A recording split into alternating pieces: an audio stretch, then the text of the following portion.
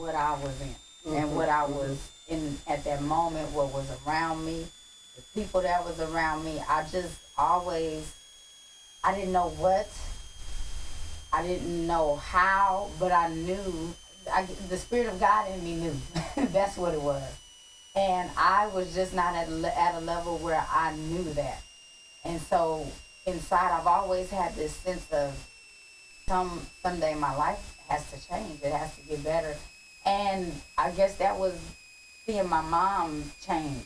I'm sure they know your testimony. My mom was on drugs at one time in her life. I was at a very young age. I was little at that time. And at that time, I really didn't know what was going on. But when I got older, I kind of understood and put two and two together. And then I grew up in like all kind of, what's those meetings you used to send me to?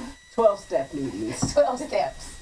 And Al-19 or Alateen. And, you know, so a majority of my life, I knew my mother clean and sober and operating in the sober mind. However, at the time when she was in her sickness of addiction, I was very young, and at that age, I think the things that happen to us as individuals have a great impact on our life.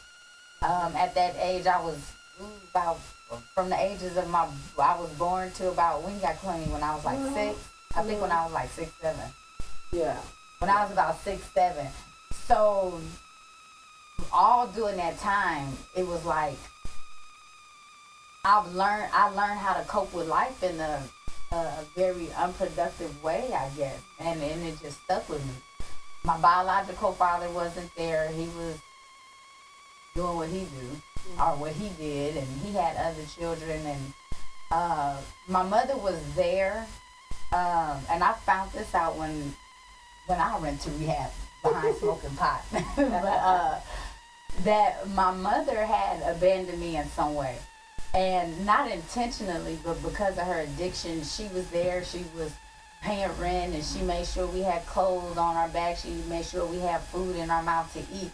But the nurturing and the affection that I needed from a mother, I was not getting. And so all during that age, which is the most vital in your life, because the ages from 5 and I would say 8.